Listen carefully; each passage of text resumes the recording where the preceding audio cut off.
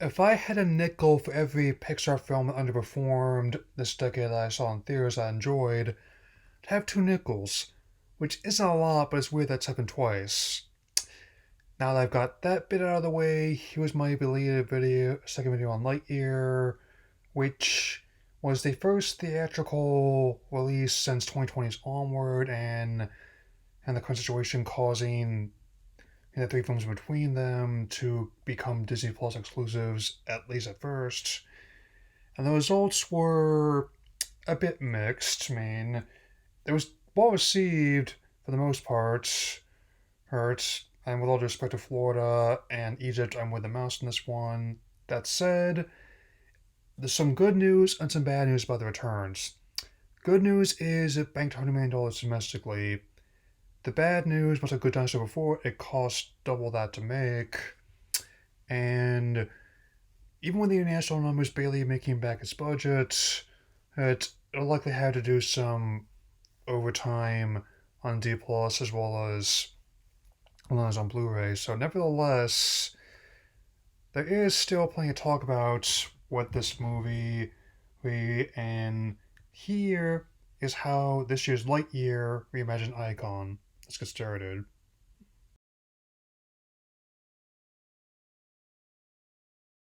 How this movie's already locked in with this release this year before everything happened, and and it's interesting to see how it played out, given the whole concept of being the in-universe movie that Andy saw, and the Buzz Lightyear figurine came from, which is actually a concept which I think holds water, and simultaneously being an homage to who the films of years past. I'll be getting into some other points, but the iconography in terms of both the dialogue and the visuals are immediately recognizable to those who's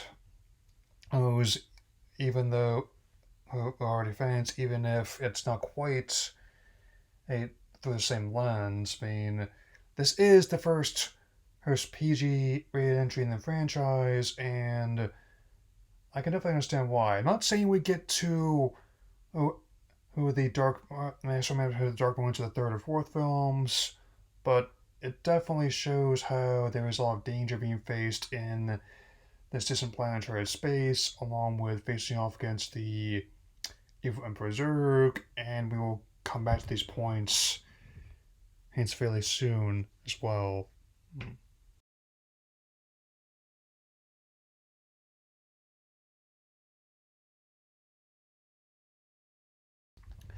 One of Pixar's strengths ever since their early days, even though still making just short films before they branched into feature length animation, is distinctive art design, and this film is no exception. It is clearly something that has their fingerprints on it and takes place in the same visual universe as Toy Story movies, even if it's not as direct a connection, and it still manages to be very distinctive. I mean, things like the lighting, the color palettes, and even though Buzz himself definitely has a lot more detailing than he did back in the day, it definitely still can tell that's Buzz looking at him, his flight suit, as well as his various spacecraft. I still think it's also another little touch I like how to show the passage of time through the technology, clothing, and spacecraft during these test flights. I mean, especially culminating the whole landing 80 years in the future by the time the first act is over. And it's definitely got a lot of personality towards it. I mean, especially given all the things that Angus Maslennik said. I mean, and yes, they do find a way to fit in and Easter eggs like the Luxor Bowl and lamp that are in Buzz's barracks, and also the Pizza Planet truck, of course, being on the freeway. Hey, as this colony builds on this planet they landed on, and even like some little details like the whole monochromatic holograms, trying to chart trajectory of the flight as well as trying to get back the item they needed from Zurg's ship as well. I really enjoy that. So let's continue.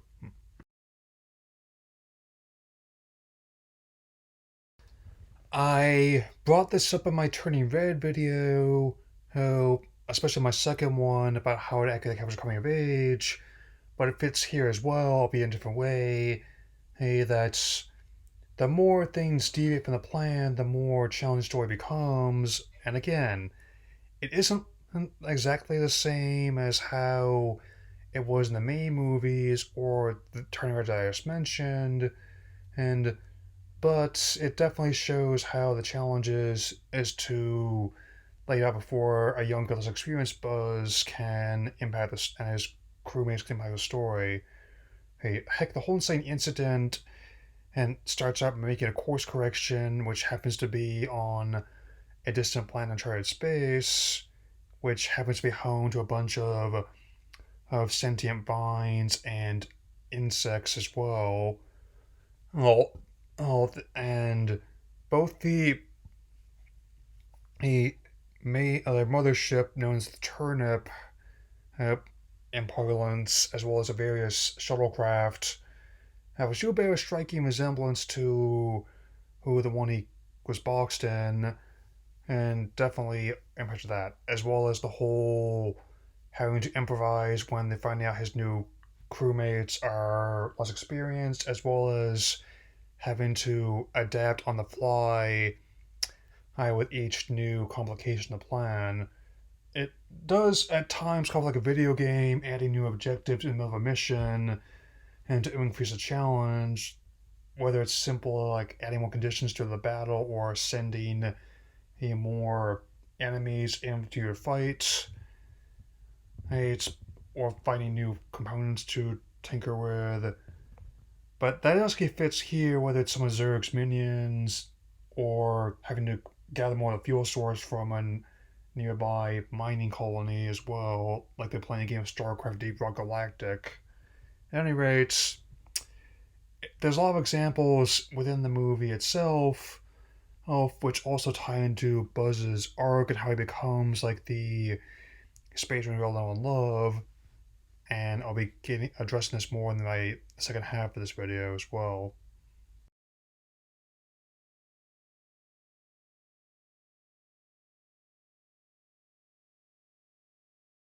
So, this definitely comes into play, and another point I mentioned in my video on Turning Red, my second one, about how that comes coming of age. On top of established names like Buzz himself as well as Zurg, it also introduces a slew of new characters in the equation, much like the previous Star Command movie and TV series did. I mean, you would think because there's entirely new characters except from the likes of Woody, Rex, Jesse, Ham, and countless others, whereas it might be difficult to keep track of them. However, I suspect that once again that doesn't happen because of specific archetypes, which kind of can break down as such, especially with the once you see the main story, once he lands 80 years in the future, we have, of course, Hawthorne, who is a granddaughter of his colleague, and let's just call her the sniper, given how she's still trying to maintain that professionals have standards here, and basically how she's willing to help go to any lengths and the cost, even if she has little experience with space, which is kind of a problem when Star Command operates in space. Yes, man. We have Mo Morrison, and voiced by actor, director, and filmmaker Taika Waititi, who just wanted to be like a training exercise with boot camp and ended up getting more than he bargained for. Let's, for sake of argument, call him the medic in the situation. Doctor! And we have Steel, voiced by Dale Souls, almost mean, who was also on Orange New Black. Even though I haven't seen it, it's not total stretch going from an elderly ex-convict to an elderly ex-convict who has infinity with explosives, especially. Let's call her the demo man in this situation, and that's in the sense of her title. And Zurg, who is definitely a fearsome emperor of the Galactic Alliance and sworn enemy, especially with the reveal he'll in the midsection of the film. I definitely will be revealing this here. Hey boy, it's the spy. Yeah. And even his commanding officer takes over for Hawthorne, and I believe is Burnside. It's very much like the soldiers have to say, "We have you surrounded, at least from this side," and especially given how even Socks being their pet is incredibly useful. I mean, kind of neat how the lightning cable on his tail can bypass security to get the ship in orbit when mine sometimes won't even charge my phone if I don't even have position the correct way.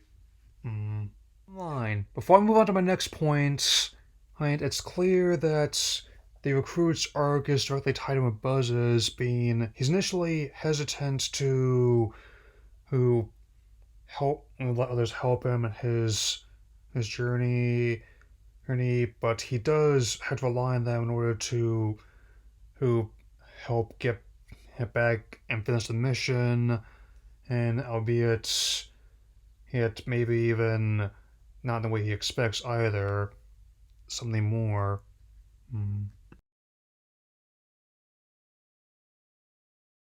And this is the part that I really been meaning to dig into ever since I first saw this movie. I was waiting until it came on digital as well as Blu-ray to address it further, and now the time is upon me. And I'm not saying we get to the same order of magnitude as like the main films, but it does use them as a base to give the story the right balance of emotional weight, even as dealing with all these concepts where his title, Lightyear, is also in the literal sense where these test flights, in a way, propel him through space and through time. What's only minutes for Buzz on each individual test flight is years for everyone else in the colony. He, he especially he has his colleagues' age and the whole planet seems to be built up from one mothership to an entire city, complete with its own defense mechanism. And I would suggest, however, that truly going beyond infinity is no. Someone having two grandmas is definitely no weirder than that, especially if they share a brief moment of embrace. And this whole montage is also quite effective with each subsequent flight. I'm not saying it gets to like the magnitude like the Mary Life sequence in Up, with the same kind of visual whole way of passing time as like the opening shots of Wall-E, but I would say, hey, that the posthumous message that Hawthorne the Elder leaves to her comrade and friend is actually a pretty heartbreaking moment. The fact that one of the people in the theater, I think one of the younger ones, I heard them asking if she died, and didn't even really notice about her wife. That indicates that its impact. Of course I'm not mad about it. I'm a guy who ships Boximus and Kadora and Lumini among others, so there's that. On that subject, I always felt like the most, even though it was kind of fun seeing Buzz truly go off the rails, and the delusions, but my favorite one was actually some of the more emotionally powerful ones, especially even in the main movies, where first movie where he realized it's a toy, and the whole breakdown as Mrs. Nesbit and being trapped under that Binford her toolbox, yay for referencing one of his other her works. Second movie where he is willing to go to any lengths to rescue Woody from Alb, or he's shipped off to a museum where he could be preserved for all eternity, yet at the cost of never being personally loved again.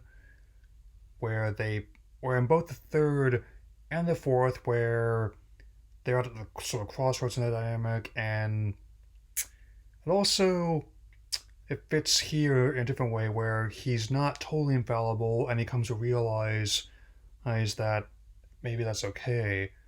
Hey, and there's more than one way to make an impact act in as a space ranger. More than one way to prove you're worthy of being part of Star Command, and and and even though the TV show and the DTV movie that it spun off from were not quite as heavy as that, it also showed how he was initially reluctant to take on new partners, but he also was willing to eventually, when it came to who embrace that. I mean, and for all the headiness in the story, it does draw parallels to a lot of highly influential science fiction.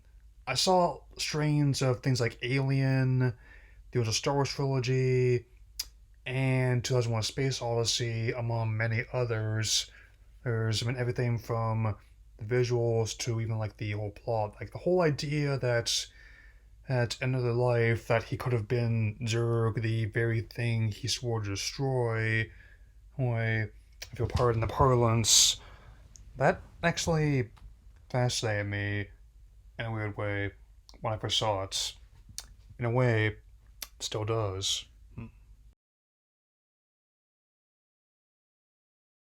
This is a key method of storytelling which has been used more than once, and to not only keep stories intriguing, but also to rework elements that might play better in different context. To recontextualize an older story or character element in a new way, which definitely has been very common, especially in case of superhero films and comic source material out of necessity. A, but it fits pretty interestingly here as well. Where everything, a lot of lines from the earlier installments, even something symbols like him sitting up, are reimagined in very unique ways. He's still recognizable, but also can throw you for a loop, even if you are as familiar with Buzz's character and with at other attempts at expanding as I am. Like the whole To Infinity and Beyond after all this time was basically a way to, as a test pilot, to go through space and through time. And the whole crystallic fusion was basically using resources to make a fuel source that's stable enough to sustain that. And even something as simple as like the visual presentation of Buzz and as themselves are still recognizable. There's also the same reason why you see so many variations of like Batman's bat suit or Spider-Man's outfit, where someone's definitely unique to the specific adaptation, while others are clearly a really an homage to ones of years past. And same deal like with Zurich, where it's not the first time where he and Buzz were fundamentally two sides of the same coin. As both the main movie as well as the previous as one, Star Command, I believe, he did it. It was definitely an interesting idea to see how if Buzz had maybe not kept trying to right this wrong, and slowly he got driven so mad that he became the very thing he was fighting against. And it's definitely an interesting idea. And even though, I'm not certain how what's going to happen now to other ones we're proposing, my guess is had to read two things like Woody's Roundup and also potential ones about Mr. Incredible for streaming, given how like that one they're doing about I was contemplating about Cars already is a miniseries already, so it can be done. So bottom line, I would say that they definitely in order to sometimes reimagine Archon, sometimes I have to go back to what made it work to begin with, and it's no different from how the character was originally conceived, with where Woody, the Polstering cowboy, represented like the older style of filmmaking with westerns, whereas Buzz, a space ranger, represented like the newer style, like with all these temple blockbusters, which tend to skew more towards science fiction and fantasy, or some combination thereof. Exactly. This is how Lightyear reimagined Icon. I also want to make clear that I'm not bitter at all about how it what happened, given how I also saw Jurassic World the previous week, and I knew how big that is. Like, I'm just really just surprised by Top Gun's performance, and I will say this, as I do for other movies I saw and enjoyed that underperformed financially. If you have seen this movie, great. You have not, I definitely can say it's worth your time. I'm not saying I mean, it may not be my favorite anime film of the year, or even my favorite Pixar film of the year for that matter, but I've seen far worse ways to spend an hour and 40 minutes, I'd say, the last couple of years. And depending on what happens after I get my booster, I probably will already have had it by the time you see this. As I don't know. Maybe I'll do the Star Command movie and TV series. I can find access to it. I mean, maybe it'll be on D Plus relatively soon, even if John does not care for it. So, anyway, be all for now. To infinity and beyond.